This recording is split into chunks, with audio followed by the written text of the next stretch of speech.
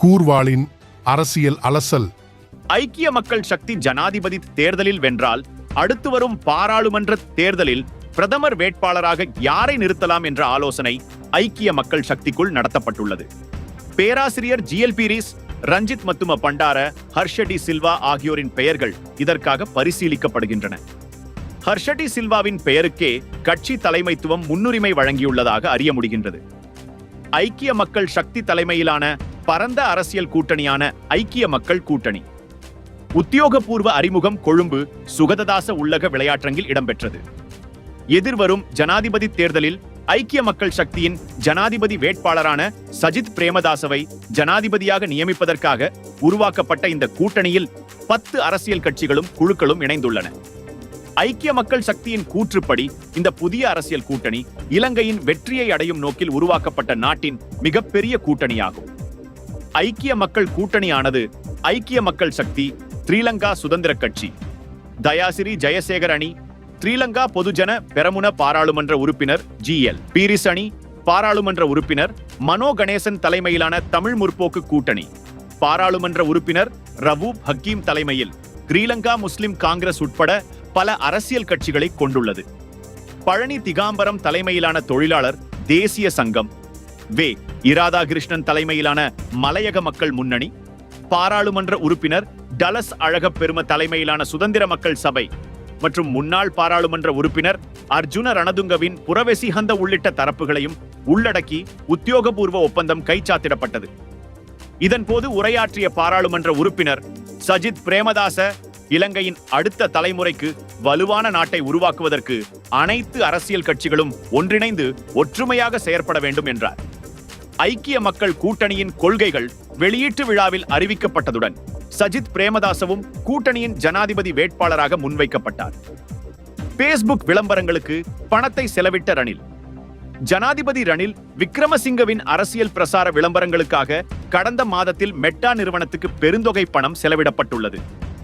உள்ளூர் அமைப்பான #ஜெனரேஷன் வெளியிட்ட தரவுகளின்படி விக்ரமசிங்கவை ஆதரிக்கும் அரசியல் கட்சிகள் ஜூன் 30 முதல் ஜூலை 29 வரை மெட்டா விளம்பரங்களுக்காக மட்டும் $5 மில்லியன் $17,000 மேல் செலவிட்டதாக கூறப்படுகின்றது. ரணிலுடன் இணையுங்கள் என்ற பேஸ்புக் பக்கத்தில் $13,000 பெறுமதியான 44 விளம்பரங்கள் முதலிடத்தை பிடித்துள்ளன. ஜனாதிபதி வேட்பாளர் விஜயதாச ராஜபக்ஷவுக்கு ஆதரவு தெரிவித்து 10 விளம்பரங்களுக்காக $2,300 செலவிடப்பட்டுள்ளதாக தெரிய வந்துள்ளது. ஜனாதிபதி ஊடகப் பிரிவினால் வெளியிடப்பட்ட 17 விளம்பரங்களுக்காக $600 செலவிடப்பட்டுள்ளன. தேசிய மக்கள் சக்தியின் தலைவர் அனுரகுமார திசாநாயக்க ஆகியோரை உள்ளடக்கமாக கொண்ட பகமான நெக்ஸ்ட் பாலிடிக்ஸ் என்ற பேஸ்புக் பக்கம் இந்த காலப்பகுதியில் 54 விளம்பரங்களுக்காக $350 செலவிட்டுள்ளது. எவ்வாறாயினும் ரணில் விக்ரமசிங்கவை ஆதரிக்கும் உள்ளடக்கத்துடன் கூடிய பேஸ்புக் பக்கங்களும் அவதானிக்கப்பட்டுள்ளதாக தெரிவிக்கப்படுகிறது. இராஜாங்க அமைச்சு பதவிகளை துறக்க தயாராகும் மொட்டு கட்சி முக்கியஸ்தர்கள் ஆளும் கட்சியில் இராஜாங்க அமைச்சு பதவிகளை வகித்து வரும் மொட்டு கட்சியின் 8 பாராளுமன்ற உறுப்பினர்கள் பதவிகளை துறக்க ஆயத்தமாகி வருவதாக தெரிவிக்கப்படுகின்றது. எதிர்வரும் ஜனாதிபதி தேர்தலில் ஜனாதிபதி ரணில் விக்ரமசிங்கவுக்கு ஆதரவளிக்காத தரப்பினர் இவ்வாறு பதவிகளை துறக்க தீர்மானித்துள்ளதாக அரசியல் வட்டார தகவல்கள் தெரிவிக்கின்றன. டிவி சாணக்க, தேனுக விதானகமகே, ஷசீந்திர ராஜபக்ஷ, அசோக பிரியந்த, மொஹான் டி சில்வா, இந்திக்க அனுருத்த, பிரசன்ன ரணவீர மற்றும் சிறிபால கம்லத் ஆகியோர் இவ்வாறு தங்களது இராஜாங்க அமைச்சு பதவிகளை துறக்க தீர்மானித்துள்ளனர். அரசாங்கத்துக்கு ஆதரவளிக்காது அமைச்சு பதவிகளை வகிப்பது பொருத்தமற்றது என சுட்டிக்காட்டப்பட்டிருந்தது. இதேவேளை தனிப்பட்ட காரணங்களுக்காக எதிர்வரும் ஜனாதிபதி தேர்தலில் ஜனாதிபதி ரணில் விக்ரமசிங்கவுக்கு ஆதரவளிப்பதாக அமைச்சர் பவித்ரா வன்னியாரச்சி ஸ்ரீலங்கா பொதுஜன முன்னணி கட்சிக்கு அறிவித்துள்ளார். தனிப்பட்ட காரணங்களின் அடிப்படையில் அரசியல் தீர்மானங்களை எடுக்க வேண்டாம் என கட்சியின் தேசிய அமைப்பாளர் நாமல் ராஜபக்ஷ இதன்போது தெரிவித்துள்ளார். தமிழ் பொது வேட்பாளராக ஆரியநேத்திரனின் பெயர் அறிப்பு எதிர்வரும் ஜனாதிபதி தேர்தலுக்கான தமிழ் பொது வேட்பாளராக முன்னாள் பாராளுமன்ற உறுப்பினர் பா. ஆரியநேத்திரன் வியாழக்கிழமை அறிவிக்கப்பட்டார். யாழ்ப்பாணத்தில் நடைபெற்ற தமிழ்த் தேசிய பொது கட்டமைப்பின் கூட்டத்தின் பின்னர் பொது வேட்பாளராக அவரது பெயர் அறிவிக்கப்பட்டுள்ளது. முன்னாள் பாராளுமன்ற உறுப்பினர் பா.